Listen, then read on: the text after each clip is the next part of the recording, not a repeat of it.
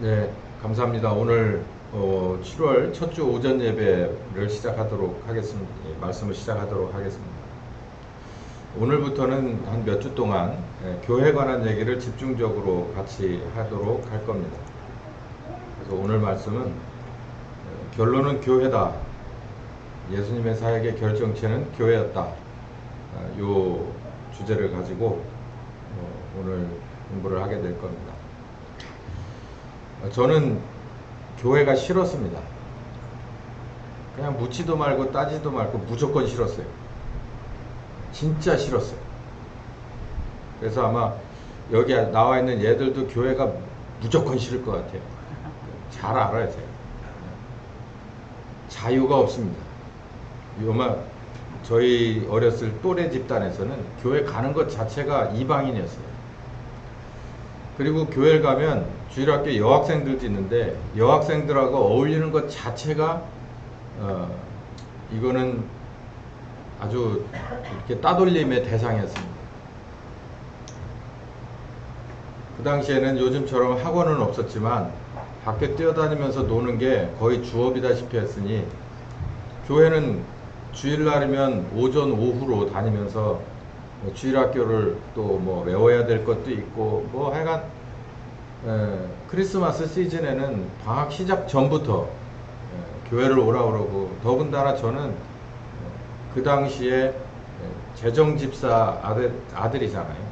장로님이 안 계신 교회에 시골교회 재정집사 김집사 아들이 이런 그 프레임이 저한테 쓰여져 있었어요. 그러니까 아주 싫었어요.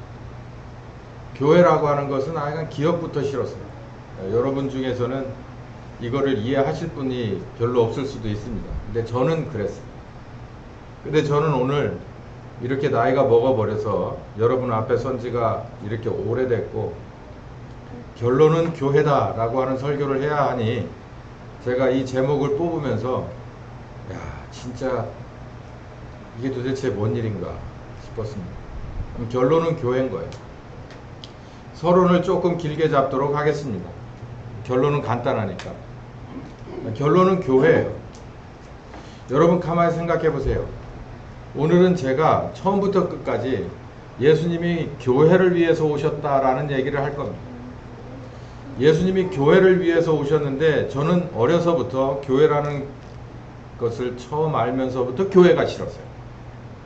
이러니 이게 제정신이 아닌 거죠.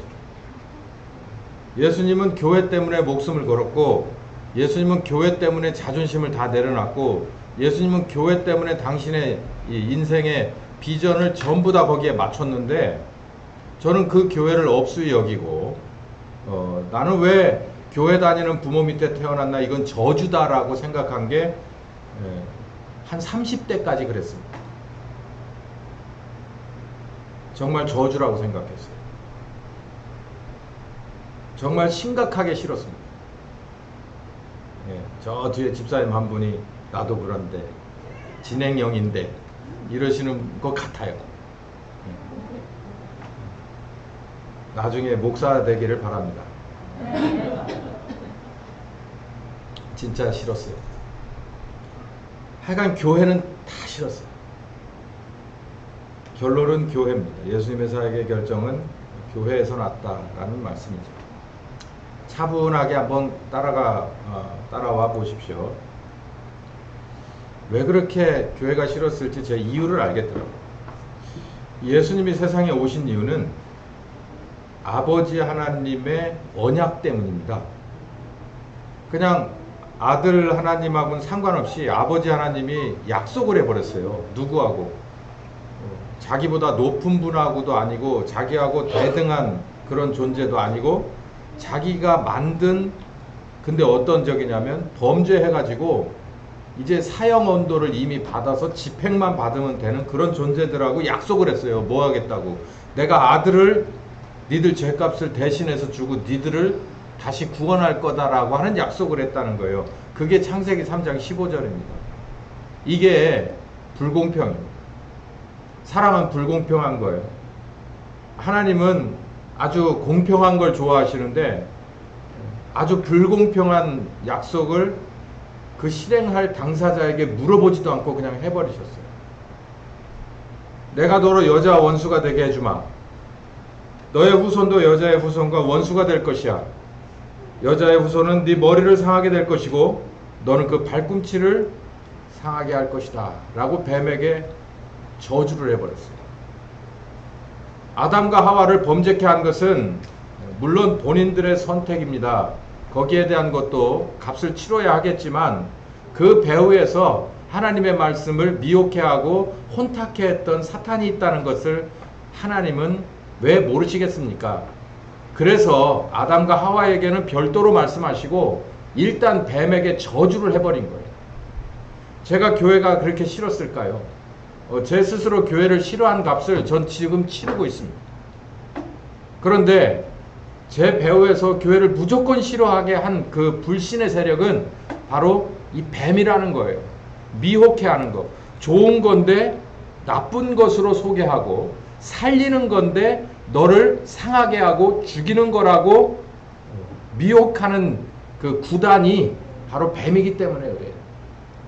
그래서 네 머리를 내가 깨 부숴버리지 않고는 절대 가만히 있지 않겠어 라고 선언하신 겁니다.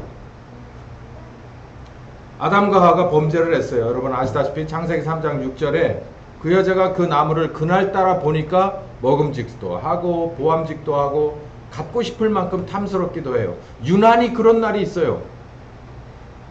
근데 하와에게 있어서 유난히 그런 날이 바로 그날입니다. 그래서 그걸 결국은 손을 뻗어서 자기 입으로 그리고 삼켜버리는 범죄로 행동하기까지 한 거죠. 이거 큰일 난 겁니다. 하나님 입장에서 큰일 난 거예요. 지가 뭔 짓을 했는지도 몰라요. 아담과 하와는. 하나님이 이렇게 모르는 둘을 제껴놓고 일단 뱀을 이렇게 정죄하십니다. 이 약속 때문에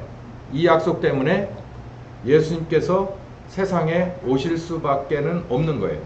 그래서 아담과 하와가 뱀과 합작해서 죄를 만들어냈어요. 그렇기 때문에 이 죄값을 치르기 위해서 예수님은 오셔야 했습니다. 요한복음 3장 14절에서 16절까지 보면 예수님이 이런 말씀을 하셨어요. 하나님이 세상을 이처럼 사랑하사 독생자를 주셨다. 이는 저를 믿는 자마다 멸망치 않고 영생을 얻게 하려 함이다. 라는 말씀 바로 직전에 뭐라고 말씀하셨냐면 하나님이 세상을 이처럼 사랑한 그래서 보내준 독생자는 어떤 독생자냐라는 것을 미리 설명을 했는데 너희들도 알다시피 너희들의 역사 가운데 추앙받는 모세가 광야에서 뱀을 들어서 놋뱀이죠. 놋뱀을 이렇게 만들어 들어 세워서 그걸 쳐다보는 환자들, 병에 걸린 이스라엘 사람들이 바로 고침을 받고 구원함을 얻었듯이 바로 이제는 내가 들려야 할 것이다. 그 장대에 맺어서 제물이 돼야 될 것이다. 그렇게 여기 알아듣든 못 알아듣든 이런 말씀을 하셨어요. 그리고 나서 유명하신 그 요한복음 3장 16절의 말씀이에요. 독생자를 주신 것은 멸망치 않고 영생을 얻게 하려 합니다. 주셨는데 어떻게 그분은 오셔서 하냐면 장대에 매달릴 것이다. 이게 십자가를 의미하는 것이죠. 이 당시에는 몰랐을 겁니다. 요한복음 19장에 어언 3년 6개월에 예수님의 삶이 지나고 그리고 나서 십자가에서 다 이루셨다 하고 죽으셨습니다. 자, 예수님께서 맨 처음에 오신 이유가 뭐냐면 아담과 하와의 죄값을 치르기 위해서 오셨다고 그랬잖아요. 이건 누구의 약속 때문에? 아버지의 약속 때문에, 아버지 하나님의 약속 때문에 그걸 받들어 모시려고 예수님은 오신 거예요. 자, 근데 여기서부터가 중요합니다. 그거 말고는 또 하신 일이 뭐냐? 예수님이 십자가 지신 것이 아버지 하나님의 계획 따라서 아버지 하나님이 원하시는 일을 하시는 가장 중요한 일이기도 했지만, 그렇지만 그 와중에 예수님이 또 한 가지 하신 일이 있어요. 그게 뭐냐면 교회를 세우는 일입니다. 교회를 세우는 일인데 오늘은 제가 그 각도에서 아주 이 기둥과 같은 그런 말씀들만 이렇게 몇 곡지 잡아 보겠습니다. 첫 번째는 제자를 삼았습니다. 마태복음 4장 18절에서 22절까지 보면은 제자를 삼는 장면이 나오는데 시몬과 안드레 이 둘은 형제입니다. 야고보와 요한 또 형제예요. 이 두 형제를 부르시는 장면이 마태복음 4장 하반부에 나옵니다. 자 보세요. 마태복음 4장 1절부터는 예수님의 그 시험이 나오죠. 세 가지 시험을 받은 것이 나옵니다. 네. 여기를 보세요. 여길 보세요. 그냥 놔둬도 큰일 안 납니다. 큰일 안 나요. 그냥 놔두시고 왜 그걸 모르십니까? 이 중요한 시간에 왜 그 전화가 왔다고 생각하세요? 죽지 않습니다. 제자를 삼습니다. 그래서 예수님이 시험을 받고 세 가지 시험을 넘어가고 나서 그리고 나서 바로 제자를 삼아요. 이게 얼마나 중요한 일인가라는 것을 여기에 본문은 보여주고 있습니다.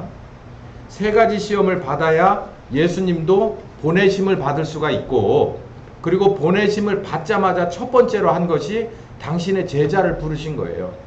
근데 제자를 부르시는 게 누구를 부를까요? 이렇게 해가지고 부른 게 아니라 아버지가 예수님에게 붙여주기로 작정한 사람들을 하나하나씩을 부르는데 생각보다 멀리 있는 사람도 있었지만 가까이 있는 사람도 이렇게 있었어요. 예수님도 갈릴리 해변 출신이죠. 갈릴리 해변에서 두 형제간을 일단 불러 모읍니다. 그게 시몬과 안드레, 그 다음에 야고보와 요한. 이 사람들은 현실에 충실한 어부들이었어요. 그냥 그 해변가에서 하루 벌어서 하루 먹는, 나면서부터 배운 거라고는 바로 이 그물질밖에 없는 사람들, 이 사람들 중에서 예수님께 부침을 받은, 붙여줄 제자로 부르심을 받은 형제들이 이렇게 있었던 겁니다. 마태복음 10장에는 12명의 이름이 여기에 최종적으로 올라와 있는데 12사도의 이름은 이렇다라고 했습니다. 우리 한번 2절부터 4절까지 한번 읽어볼 텐데 12명의 제자 이름을 한번 처음 듣는 분들도 있을 거예요. 읽어봅시다. 시작. 12사도의 이름은 이러하니 베드로라 하는 시몬을 비롯하여 그 형제 안드레와 세베대 아들 야고보, 그의 형제 요한, 빌립과 바돌로메, 도마, 세리마테, 알페오의 아들 야고보, 다데오, 가나안인 시몬, 그 다음에 가롯 유다, 곧 예수를 판 자라. 뭐 이걸 굳이 다 외울 필요는 없지만 그래도 우리 주일학교는 이런 거 한 번쯤은 외우는 걸 시도해봐도 좋겠죠. 저 때 외우면은 나중까지 잊어버리지 않기 때문이죠. 베드로부터 시작해서 유다까지, 가롯 유다까지 이렇게 12명이 이렇게 진용이 꽉 짜여져서 예수님의 제자가 12명이 다 편성이 됩니다.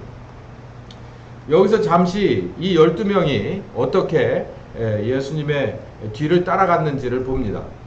베드로가 안디옥, 소아시아 그리고 로마에 이르러서 십자가에 거꾸로 매달려서 죽었습니다. 안드레는 러시아까지 복음을 들고 가서 X자 십자형을 당했습니다. 십자가에 못 박아놓은 게 아니라 거기다가 밧줄로 묶어서 X자 십자가에 밧줄로 묶어서 죽을 때까지, 말로 죽을 때까지 매달아놨었다고 합니다. 세베대의 아들 야고보, 그 다음에 세베대의 아들 요한. 야고보는 예루살렘에서 첫 번째 순교를 당했습니다. 참수형을 받았습니다. 세베대 아들 요한은 여러분이 알고 계시는 요한계시록을 쓴, 요한복음을 쓴 요한입니다. 요 요한은 예루살렘에서 그리고 에베소에서 복음을 전하다가 잡혀서 기름가마까지 들어갔다는 전설이 있죠. 그리고 반모섬에서 유배당하면서 요한계시록을 쓰고 그리고 죽었다고 합니다. 제가 요 두 야고보와 요한, 세베대 아들의 그 야고보와 요한을 보면서 이스라엘의, 온 이스라엘의 죄를 지고 가는 두 염소가 생각났어요. 하나는 이 제단 앞에서 바로 참수돼서 죽는 염소가 한 마리 있고, 하나는 아사셀로 이 낭떠러지에서 뒹굴어 떠미틀어 버리는, 그래서 다 다치고 뼈가 다 부러지고 움직일 수 없어서 날 것들이 와가지고 온갖 짓을 다 하고 결국은 거기서 말라 죽는 그런 그 염소 두 마리가 생각났어요. 이 세베대 아들은 그 두 아들은 그 길을 간 겁니다. 알페오의 아들 야고보는 예루살렘에서 돌에 맞아 죽습니다. 뭐 여기도 뒷얘기가 많은데 그냥 이렇게. 또 다데오는 시리아, 메소포타미아, 페르시아, 이란이죠. 지금의 이란까지 가서 3,500 신자와 함께 십자가형을 같이 당했다라는 전설이 있습니다. 빌립은 소아시아에서 그리고 시리아에서 복음을 전하고 십자가형을 받았습니다. 바돌로메, 다른 말로 나다나엘이라고 하죠. 요한복음 3장의 주인공입니다. 소아시아 아르메니아까지 갔는데 이 아르메니아는 어디냐면 이란의 바로 위에 게예요. 아르메니아 바로 옆에는 이제 무슨 탄탄 들어가는 그런 나라들이에요. 굉장히 멀리 간 사람 중에 하나입니다. 가죽을 벗겨서 십자가에 못 박아놓고 참수시켰다고 그렇게 알려져 있습니다. 도마, 예수님의 그런 살아나심을 뒤늦게 봤던 도마는 뒤늦게 봤지만 가장 멀리 갔습니다. 인도와 태국까지 가서 창에 찔려서 죽었다고 하고, 인도에 그리고 태국에 이 복음에 관한, 도마에 관한 이런 흔적이 남아있다는 것은 여러 다큐멘터리에서 나오고 있죠. 마태, 태국까지 갔습니다. 이디오피아에서 참수당했어요. 태국과 이디오피아는 반대잖아요. 태국은 이쪽 동남아시아고 이디오피아는 저기잖아요. 그 아프리카잖아요. 종횡무진한 거예요. 이 나다나엘과 디두모가 그런 사람이에요. 마태는 태국과 이디오피아에서. 그러니까 요 세 사람들은 나다나엘과 이 도마와 이 마태 요 사람들은요. 그리고 나오는 요 마지막 이 시몬, 이 사람은 열심당 출신 시몬인데 요 밑에 나오는 네 사람은 해외로 종횡무진했던 사람이에요. 그러니까 70년대 초반까지 대부분 생존해 있으면서 예수님이 35년쯤에 이제 모든 것을 완성하고 올라가셨다 하면 성령 오셔서 대략 한 35, 6년을 보거든요. AD. 그럼 한 35년 정도를 살아서 복음을 전한 사람들인데 이 중에는 대부분 예수님 승천하시고 나서 성령 오셔서 불과 뭐 몇 달 사이에 죽은 사람도 있고 몇 년 사이에 죽은 사람들이 대부분인데 여기는 뭐 한 30년 이상을 살은 사람들이라서 자기 힘 닿는 데까지 성령께서 알뜰하게 끌고 다닌 사람들인 것 같아요. 그래서 뭐 여기 보면 아르메니아까지, 인도와 태국까지, 그 다음에 이디오피아까지, 그 다음에 어떤 사람은 영국까지 갔어요. 그래서 결국은 영국에서 십자가형을 받았다라는 사람도 있고 다시 페르시아로 돌아와서 페르시아는 지금의 이란 정도 되는 데죠. 그 지역으로 돌아와서 톱에 켜서 두동강 나서 죽었다라는 이런 얘기도 있고. 그런데 아무튼 요 네 사도는 굉장히 멀리까지 복음을 전한 사람들이었다. 생각보다 굉장히 멀리 갔던 그런 사람들이에요. 이런 제자들 12명, 뭐 가룟 유다는 말할 필요도 없고 12명의 제자들을 부른 겁니다. 그러니 이게 굉장히 중요한 일 아닙니까? 처음에 베드로는, 그리고 여기 보면 뭐 심지어 가룟 유다는 뽑을 때 어땠어요? 진짜 지푸라기보다도 가벼운 존재감이에요. 뭐 이 중에 진짜 쓸만한 사람이 아무도 없어요. 아마 제 생각에는 가룟 유다가 가장 쓸만했을 것 같습니다. 얘는 희망이 있을 것 같다고, 나머지는 베드로는 그냥 말만 풍성한 사람이고 그냥 나머지 사람들은 다 그렇게 갈대처럼 휘청휘청거리는 사람들이었을 것 같아요. 근데 가룟 유다는 아예 애초에 갈 길을 갔고, 그리고 나머지 11사도들을 보니까 이렇게 제 길을 다 갔어요. 제가 여기 마띠아를 빼먹었네요. 가룟 유다를 치워버리고 마띠아를 넣었어야 되는데, 이 마띠아도 얘기가 있었는데 여러분들이 찾아보시길 바랍니다. 예수님이 오셔서 십자가를 진 게 첫 번째고, 그리고 나서 또 중요한 두 번째 일이 교회를 위한 건데, 첫 번째는 제자를 삼았다라는 말씀을 드린 거예요. 두 번째는 제자를 삼고 천국 복음과 그리고 아픈 사람들을 고치는 사역을 했어요. 그러니까 복음 전하는, 복음을 가르치는 사역과, 그러니까 하나님의 나라에 관한 것을 가르쳐 주는 것과, 그리고 아픈 사람들을 살리는 작업을 했어요.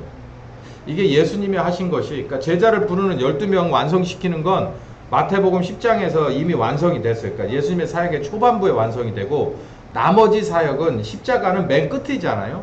그러면 그 중간에는 뭐냐면 하나님 나라에 관한 얘기를 해서 많은 사람들을 가르쳐 주는 거하고 그때그때마다 예수님에게 살고자 왔던 당시에 병들었던 정신 그리고 마음 그리고 몸에 관한 것들 모두 다 예수님께서 치료해 주시는 그 두 가지 사역을 했다는 겁니다.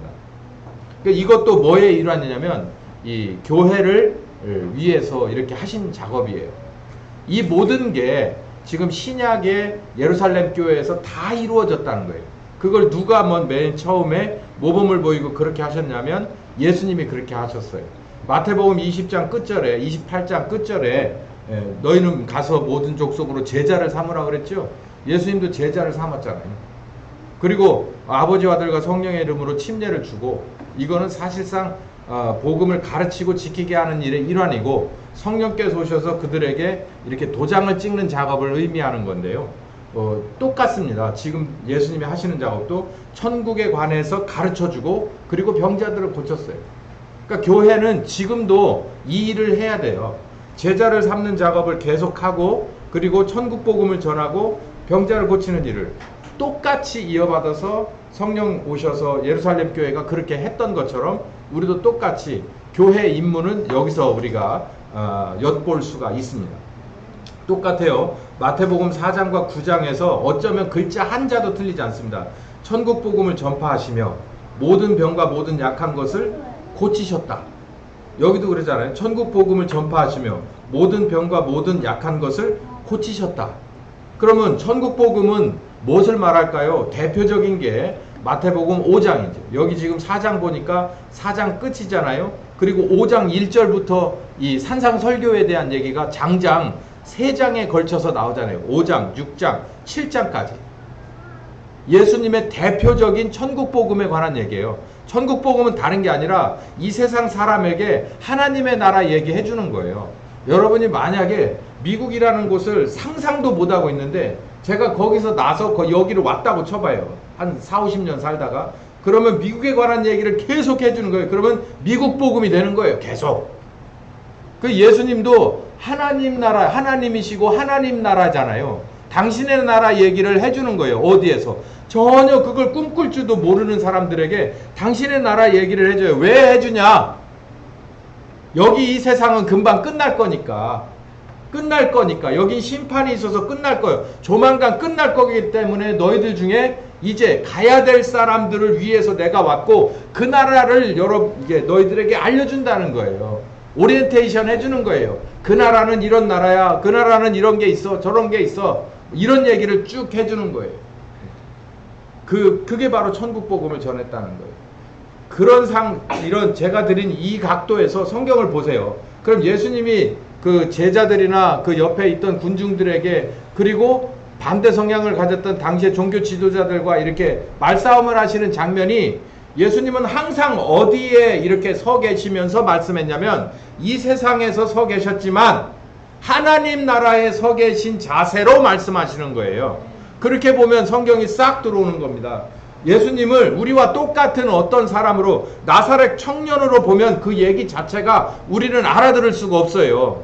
그런데 이게 하나님의 아들이구나라고 하나님 나라에서 평생 사시던 분이 여기 와서 자기네 나라 얘기를 하는구나 이 각도에서 성경을 읽어보면 보여요. 근데 그 당시에 예수님이 십자가 지기 전까지는 성령께서 오시기 전까지는 이렇게 들었던 사람이 하나도 없었지. 그러니까 결국 예수님을 죽이자고 결의했고 그 결의에 따라서 선전하고 선동하니까 사람들이 다 그럽시다 해가지고 죽인 거예요. 사람 하나 죽이는 게 그렇게 우스워요. 근데 이제는 하나님이 진 것 같지만 부활하셔서 오셔가지고 제자들을 다시 소집하고 교회를 만들어서 역전하시는 중이잖아요. 역전하시는 중. 우리도 지금 그 교회에 있어요. 제가 좀 잠시 엿길로 가서 제가 한번 이런 말씀 드려볼게요. 우리가 교회잖아요. 제대로 이제는 교회의 형태를 잡으면 우리도 무엇을 가르쳐 줘야 되냐면 여기서 하나님 나라 얘기를 해줘야 되는 거예요. 여러분 개인들이 교회의 구성원이고 여러분 개인들이 예수의 지체니까 어디에 나가서도 여러분은 하나님 나라 얘기를 해줘야 되고 하나님 나라의 가치관을 보여줘야 되고 그 가치관대로 사는 모습을 증명해내야 되는 걸 믿으시기 바랍니다. 바로 그게 그러느라고 교회가 있는 거예요. 이게 바로 하나님의 해법인 거예요. 이 죄악된 세상, 캄캄해버려서 이제 흑암으로 들어가는 세상도 하나님이 이거를 밝히 명명백백하게 드러내고 당신의 이름을 드러내고 아들의 십자가에 죽으신 귀한 복음으로 구원해내는 일은 바로 교회에서 한다는 말이에요. 그래서 교회를 세우신 거예요. 교회를 위해서 예수님이 사역하고 가신 거예요. 이렇게 말했습니다. 입을 열어서 가르쳤다. 여러분도 하나님 나라에 관해서 입을 열어서 가르치는 여러분들이 다 되셔야 될 줄 믿으시기 바랍니다. 우리 모두가 그래요. 입을 열으니까 그냥 나오는 거예요. 그렇지 않겠습니까, 여러분? 여러분이 평생 저기 미국서 살다 왔는데 여기 진짜 수세식 화장실이 하나도 없으며 법치라는 게 하나도 없으며 정말 자동차도 하나도 없으며 미래도 하나도 안 보이는 그런 정말 낙후된 곳에 왔다면 내가 살던 그곳은 이래. 거기는 공평과 정의가 있어. 내가 살던 곳은 그래. 거기는 아프면 앰뷸런스가 와. 거기는 이래. 돈이 없어도 병원에 갈 수 있어. 많은 사람들이 도와주기 때문이지. 거기는 그래. 자유가 있어서 공부할 수 있어. 거기는 그래. 자유가 있어서 꿈을 꿀 수 있어. 그것보다도 더 중요한 건 거기는 예배를 드릴 수가 있어. 신앙의 자유가 있거든. 이렇게 말하지 않겠습니까? 예수님이 와서 그 얘기를 하신 거예요. 입을 열어서 가르쳤어요. 하나님 나라에 관해서 가르친 거예요. 29절 보시면 그 가르치는 것이 권세 있는 자와 같고 서기관과 같지 않았다. 이렇게 서기관이 어떤 시기였는지를 알 수 있는 거죠. 어떤 시기였냐고요?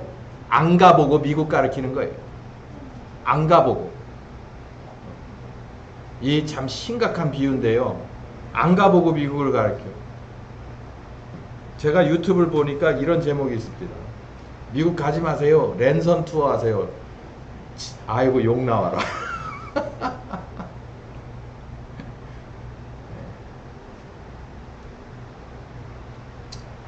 비겁한 썸네일입니다. 두 번째는 천국복음과 병자를 고치는 일을 했고 두 번째는 제자들을 부활하신 뒤에 다시 모았어요. 그러니까 제자들이 흩어졌다는 얘기죠. 네. 제자들이 그거밖에 안 돼요. 제자들이 우리 모습이죠. 흩어졌어요. 뭐 사실은 이해도 갑니다. 늘 예수님이 하시는 말씀은 이해가기가 어려웠지만 예수님이 하시는 행동들은 정말로 흥미로웠어요. 아픈 사람들이 오면 그리고 정신이 약간 방향이 틀어진 사람들이 오면 바로 잡아주고 병든 자를 고쳐주거든요. 이거는 만국공통 그런 귀한 능력 중에 하나예요. 지금도 옛날이나 지금도. 근데 예수님이 십자가에 죽는 모습을 보니까 아 예수님도 저기까지인가요. 그러고 나서 그냥 아무 생각 없이 다 흩어져 버렸어요. 엠마오로 내려갔습니다. 엠마오로 내려갔다는 건 뭘까요? 또 다락에 숨었다는 것은 뭘까요? 디베랴 바다로 향했다는 것은 뭘까요? 모두가 다 예수님의 한계는 저기까지다 라고 생각한 거예요. 역시 예수님을 하나님의 아들로 보진 않은 겁니다. 나사렛 예수로 본 거예요. 그리스도로 본 건 아닙니다. 그냥 랍비로 본 거죠. 그렇기 때문에 부활하셨어도 거기까지다 라고 생각하고 떠나버릴 수밖에 없었던 거예요. 엠마오로 내려가는 사람들을 그렇게 뒤쫓아가서 그들이 알아들을 만한 것을 보여주고 들려주고 다시 데려옵니다. 마가의 다락방에 많은 제자들이 숨어 있습니다. 의기소침 그 자체고 망연자실 그 자체예요. 그런데 이거 어떻게 해야 될까요? 예수님은 그 자리에 나타나셔서 자기가 살아있다는 것을 증명해냈어요. 봐라, 여기가 이렇게 다쳤고 여기가 이렇게 다쳤지? 그래도 나는 살았지. 이걸 보여주고 있습니다. 디베랴로 향한 것은 뭘까요? 미래가 없다는 것을 보는 겁니다. 예수님 안에서 무슨 미래가 있겠어? 예수님의 미래가 어떨지 모르지만 내 미래는 없구나. 그래서 비전을 발견하지 못한 제자들은 원래 자기가 있던 곳으로 돌아간 거예요. 그 제자들에게 특히 여기에는 베드로라고 하는 한 사람을 콕 찍어서 비전을 줍니다. 내 양에 관한 비전을 주는 거예요. 목양에 관한 비전을 주는 거예요.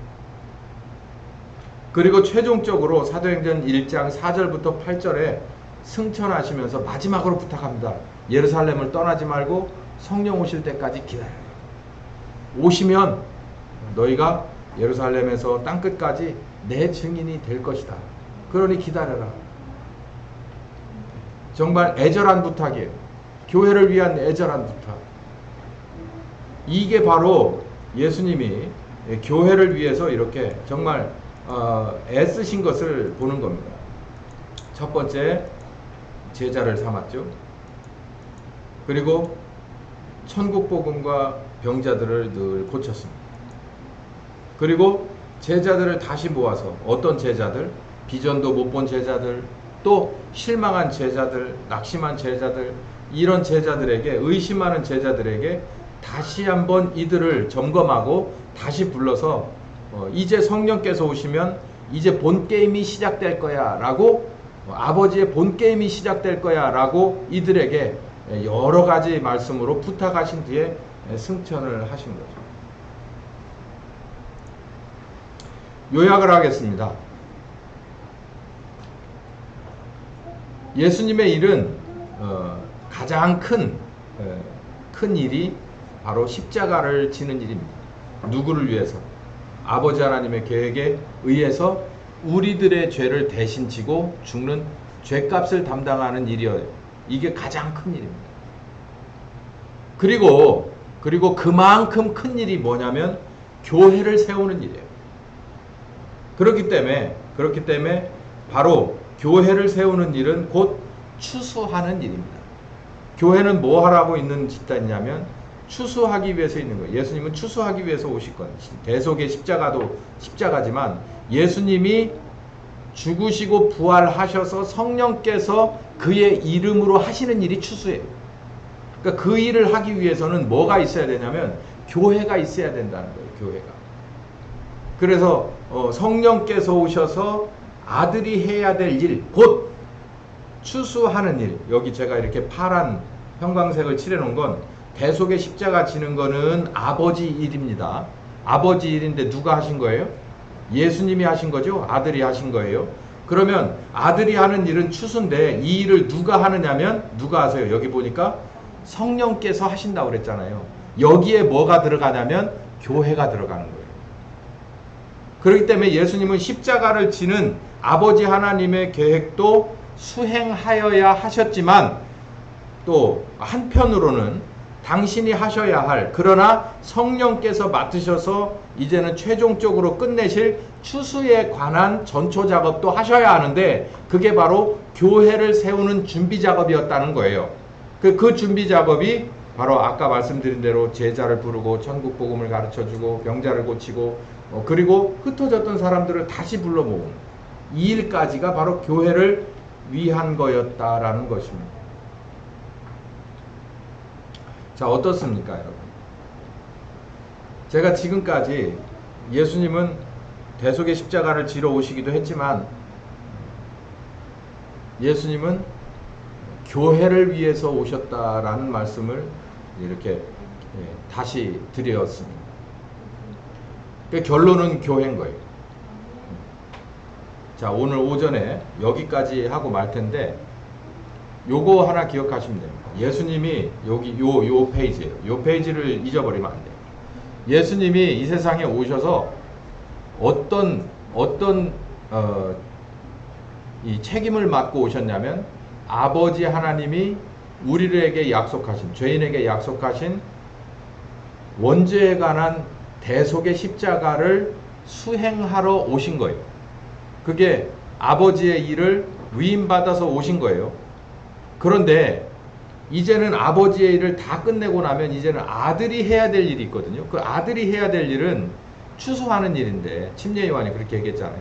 추수하러 오시는 분이다. 추수하러 오시는 분이 십자가 지고 죽으면 누가 추수를 해요? 아버지가 내가 너희를 위해서 십자가를 져줄게 했는데 아버지는 움직이지 않고 누가 오셨다 그랬어요? 아들이 오셨다 그랬잖아요. 그러니까 아들은 추수하시는 분인데 추수를 하나도 안 했어요.